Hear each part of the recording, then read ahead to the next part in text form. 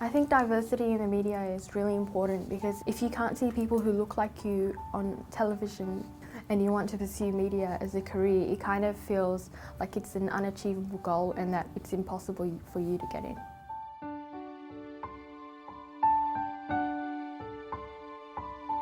I think it's encouraging for students in the program to know that there is a place for them in the media industry, especially in today's society where the mainstream media has for so long been represented in a kind of predominant Caucasian way.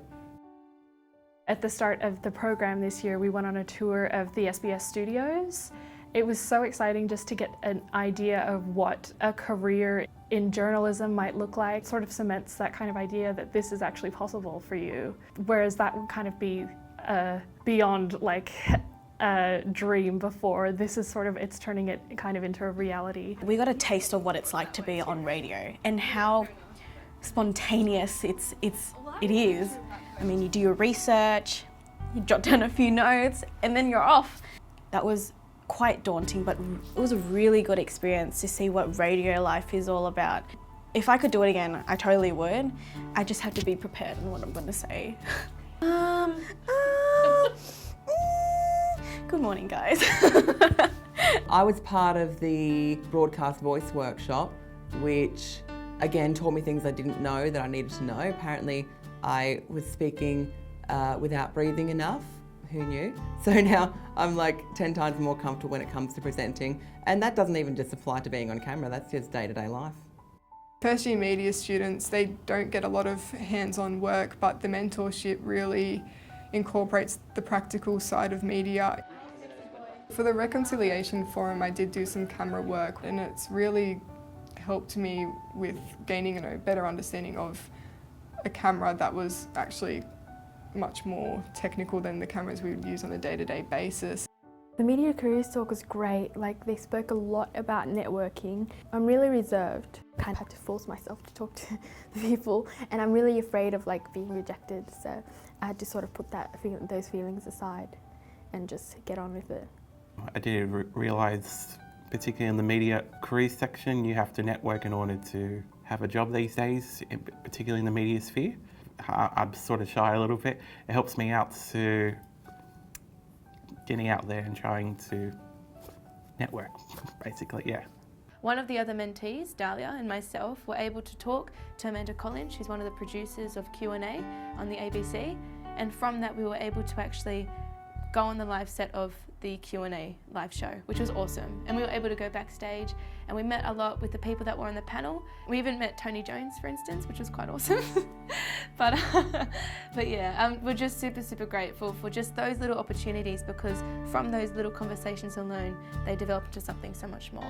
I've been able to attend Gama, which is a festival up in Arnhem Land, towards the top of Australia in the Territory. Kids would come and help build this artwork, and so I was documenting that process through time-lapse. And that was with some guys from Ambush Gallery. Meeting them actually ended up one of my films going into an art gallery. Being up at Gama really helped me get a cultural experience as well and connect with the land, because I haven't been able to experience that much at all throughout my life. But going up there, going up to the Territory was really eye-opening and really humbling. I think the trip to Melbourne was really something else. Going to SBS headquarters, that was really good, because investigative journalism is something which I personally am passionate about, and over there we met a journalist, Luke Waters, and we saw his report and everything he had to go through. And it's one thing to see that on TV, but once you actually meet the person and you see how passionate he is about it and the effort he put in and everything, it just adds motivation to yourself and wanting to continue down that career path. We had the privilege of travelling to Melbourne to attend the United Nations Association of Australia Media Peace Awards. We were greeting people, and then other people were presenting awards to the presenters on the stage. So we're kind of active participants. The whole award ceremony was really inspiring to see that these people were getting recognition for work that, might not be mainstream, but it's different, and it brings a voice to the people who don't have one. It was a great networking opportunity. Ben Doherty in particular was, it was amazing to talk to someone who'd contributed to something as powerful as the Nauru files. It spoke to me that no matter how much society changes and shifts, that there will always be room for people who have a passion for media and want to go into the media industry. I've enjoyed getting to meet like-minded people and also getting to meet professionals. I feel more confident now to approach people and, you know, ask questions and advice.